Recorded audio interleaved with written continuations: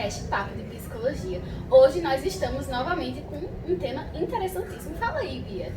Hoje falaremos sobre a desanálise e a compreensão da existência humana. E aí a gente vai explorar alguns principais conceitos da CUNS, né? E aí a gente vai apresentar os nossos queridíssimos que vieram hoje. No caso, só está aqui Évila, por enquanto, mas a Ana Paula tá chegando, ela tá um pouquinho atrasada. Seja bem-vinda, Évila. É um prazer estar aqui. Muito obrigada pelo convite.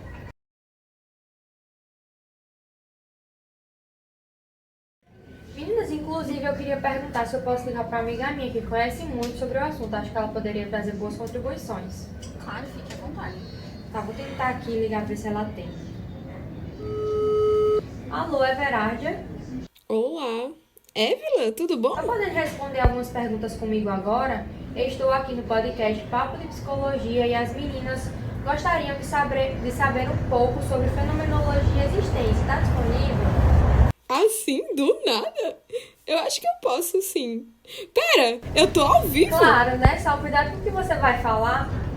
Então, né, pra gente entender a desanálise, precisamos primeiro compreender o que para Rosenkreuz significa a existência e também o ser no mundo. Você poderia falar um pouquinho sobre isso, por favor? Claro, posso sim, ó. Para a Alice, né, que traz que a existência humana vai além de simplesmente ser no mundo, ela diz que implica-se numa constante de responsabilidade, de dar forma à própria vida e de lidar com os desafios que surgem, sabe? É bem isso mesmo, Évila. A existência, ela é mais do que apenas estar presente. Ela é um constante ter de ser. Isso implica responsabilidade e escolha. E ser no mundo, por sua vez, significa que nós não estamos isolados, mas que estamos sempre em relação com o mundo ao nosso redor.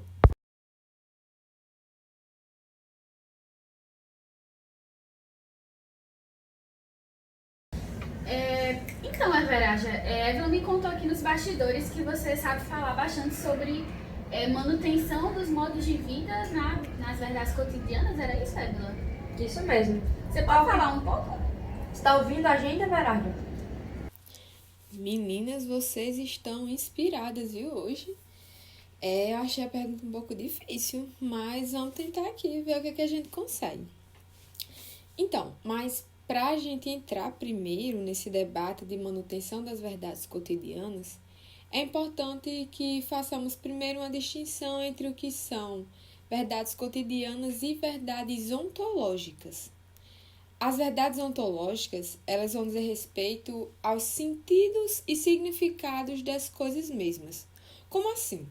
São aquelas questões que são tidas como mais filosóficas, por exemplo, o que é a vida, qual o sentido da minha existência, qual o significado de determinada relação que estabeleço com fulano ou cicrano, coisas assim. E as verdades cotidianas são aquelas que estão postas no nosso dia a dia, em nosso cotidiano. Digamos que as verdades ontológicas, elas têm a ver com aqueles nossos momentos de reflexão e as verdades cotidianas com os nossos momentos cotidianos do dia a dia. As coisas, elas são como são e eu não me questiono sobre elas. Isso são as verdades cotidianas. Eu só aceito como elas são. Não penso muito a respeito disso. Isso acaba nos levando ao principal conceito trazido pela Alicia, que envolve essa temática, que é, na verdade, a cotidianidade mediana. Eu falei para as meninas que você sabia muito sobre o assunto. Aí, a bem dessa tentativa de explicação, temos que pensar, colocar na nossa cabeça, assim, que se confrontar com as nossas verdades ontológicas é o mesmo que se confrontar com a angústia. É arriscar uma perturbação da realização habitual da vida, sabe? Isso não é nem um pouco confortável. Você tá ali bem, entre muitas aspas, e vou aqui refletir sobre a minha vida, vou entrar numa angústia. Isso vai acabar perturbando o nosso cotidiano. Então, isso não é nada confortável. E aí, pensando a respeito disso, que percebemos que o cotidiano, ele nos distrai de nós mesmos. E é quando mantemos essa distração, é quando nos mantemos deslocados dos nossos seres, né, de nós mesmos, vamos dizer assim, que nós nos mantemos seguros. E é assim que mantemos as nossas verdades cotidianas, sabe? Isso porque quanto mais a gente imerge no nosso dia a dia, nessas tarefas habituais, menos riscos a gente acaba correndo de cair naquele filosofar, sabe? A gente acaba correndo menos risco de entrar nessa angústia, que é se deparar com a existência humana. Gente, é muito estranho a gente se deparar com a nossa existência.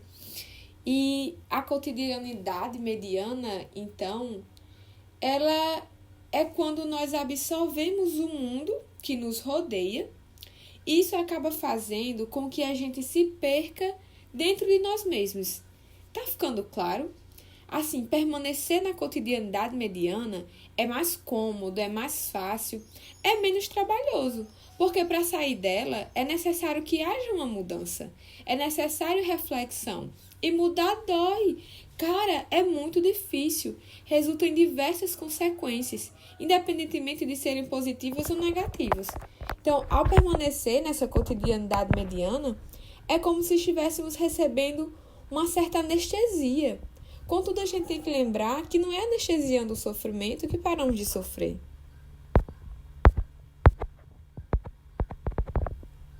E é interessante que a Alice também aponta os modos de autoproteção diante das experiências ontológicas exageradas no cotidiano, como a angústia, que é o exemplo que a gente vem citando. E aí, para evitar essa angústia, a Alice destaca que nos ocupamos inteira e diariamente com diversas tarefas. E assim não temos tempo para pensar em muitas coisas além do que fazemos. Então, quando ocorre algo que rompe com o habitual, que fisga a nossa atenção e pode dar espaço para essa angústia se achegar, sabe? Então, é utilizado o artifício discursivo apresentado em frases como "o tempo cura todas as feridas". Isso para que não dediquemos trabalho e tempo pensando em questões existenciais.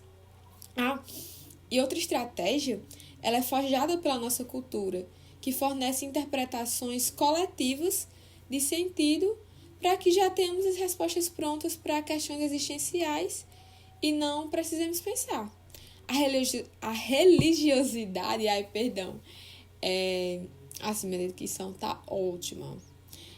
Mas a religiosidade, voltando, né, por muito tempo teve uma grande influência na construção desses sentidos.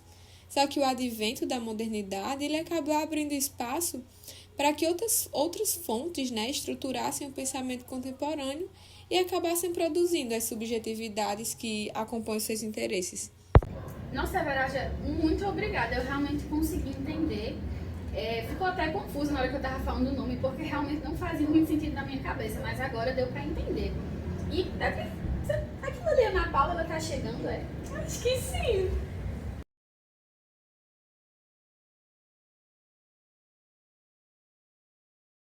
Então, gente, vamos dar continuidade, né, ao nosso podcast aqui. E a gente queria perguntar, na verdade, sobre mais um tópico. Claro, podem ficar à vontade. Então, né, eu tava lendo um pouco, né, sobre a Rosa Inclus, principalmente porque vocês iam vir aqui, aí eu queria saber, né, um pouco mais sobre o assunto. E aí, quando eu tava lendo, me surgiu uma dúvida, né, que ela fala que as experiências corporais são como experiências ontológicas. Só que aí eu não entendi muito bem essa afirmação. Pois é, né, a gente tava comentando sobre a temática, já que as meninas iam vir pra cá, e eu também fiquei com a dúvida, porque não deu pra entender muito bem se, tipo, essa questão da experiência corporal estava relacionada com questões culturais, essa idealização do corpo que a gente tem, enfim, ficou um pouco confuso, se vocês pudessem esclarecer. Claro, você quer começar? Sim, eu posso falar um pouco sobre isso. E realmente a compreensão e avaliação que temos sobre o nosso próprio corpo, ela pode vir a se modificar conforme a cultura na qual nós estamos inseridos, sabe? Muitas vezes isso faz com que aconteça um conflito de nós com o nosso próprio corpo. E aí podemos acabar caindo nessa idealização de um corpo perfeito, sabe? Aquele corpo ideal.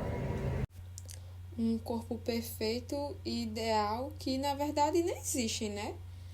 Até porque muitas vezes é entregue para cada um de nós um corpo divinizado, vamos dizer assim, e raramente é falado sobre o corpo que nos é dado pela natureza. É falado de um corpo eternamente jovem, belo, que estão de acordo com os critérios da sociedade. Essa é a realidade. Aí nós acabamos ficando com essa luta incansável entre a nossa natureza e esse corpo ideal que na verdade não existe. Sim, também nos falta hoje uma compreensão sobre o nosso corpo vivo. Falta esse entendimento de que esse corpo pode ser imperfeito, danificado, doente, velho, chegando a acontecer uma não valorização da nossa existência, pois ficamos preocupados e perdendo tempo com a idealização de um corpo perfeito que siga todos esses padrões normativos. E hoje mais do que nunca está acontecendo essa hipervalorização desses corpos.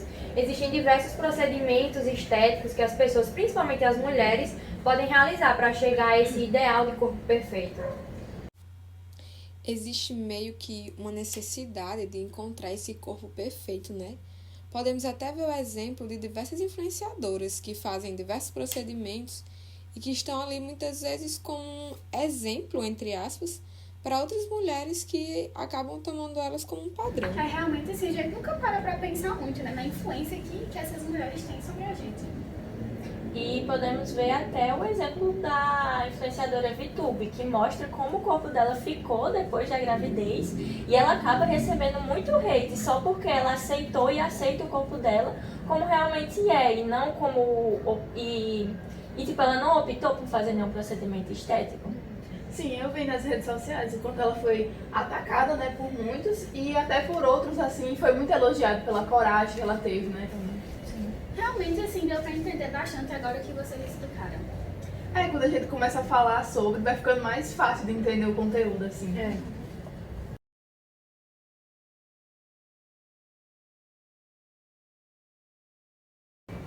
Então, gente, eu acho que dá tempo da gente falar de mais um tópico, né? Sim, dá tempo sim. E aí, precisamos perguntar uma coisa muito importante e eu acho que muita gente tá querendo saber sobre isso. E o que seria? Então, como é que a Dasein-Análise compreende o sofrimento psíquico? Eu acho que essa é uma ótima pergunta. Você ou a Verá já querem responder? Eu posso falar algumas coisas e aí vocês complementam? Tá ótimo. Então, a primeira coisa é que a gente tem que entender que sofrimento é diferente de doença, seja pensando num aspecto mais psíquico ou não. Nem tudo é sofrimento, é doença e nem necessariamente toda doença causa sofrimento. Isso realmente é muito importante de se entender. Para das análises especificamente, falando agora mais exclusivamente de sofrimento psíquico, a gente também precisa pensar no que os sintomas significam para aquela pessoa, sabe? Qual é a experiência dela com aquele sofrimento, o que isso significa para ela, e isso deve ser o foco na análise, certo? Exatamente. A Alice fala bastante disso, dá até pra gente pensar no que já falou com outras perguntas. Eu pensei no corpo ideal, não consegui ter esse corpo ideal e pode causar grande sofrimento, sabe? Muito sofrimento, inclusive. Com certeza.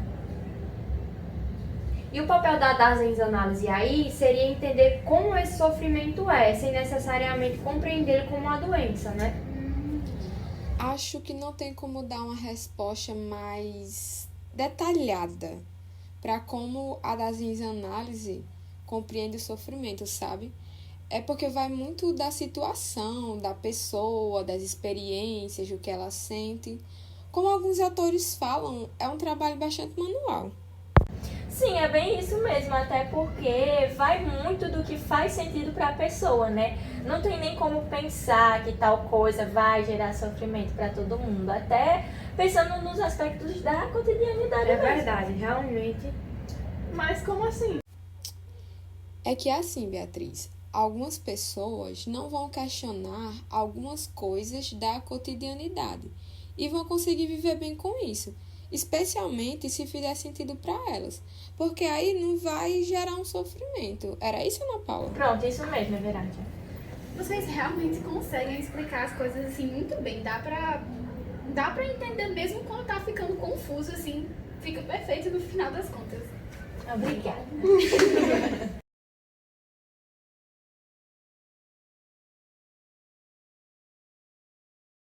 Então, gente, infelizmente, nosso episódio está chegando ao fim, mas eu queria agradecer aos nossos queridos ouvintes por ter ficado até aqui com a gente. Também as nossas convidadas convidados, né? Compartilhar esse conhecimento maravilhoso com a gente. Foi uma honra e um prazer ter vocês aqui. Ai, gente, obrigada pelo convite. O prazer foi nosso. Demais. E esperamos ter trazido boas contribuições. Não, com certeza. Inclusive, obrigada a você, Veragem, que está aqui por ligação. Ai, obrigada, gente. O prazer foi todo meu. Muito obrigada pelo convite. Não esperava essa ligação. Foi maravilhoso, de verdade. Muito bom. Tchau, Everardia. Então, gente, quando a gente precisar, a gente vai chamar vocês de novo. Espero que vocês aceitem o convite. Com certeza viremos e eu vou chegar na hora, gente, eu prometo. Então é isso. Ficamos por aqui, pessoal. Tchau e até o Tchau. próximo episódio.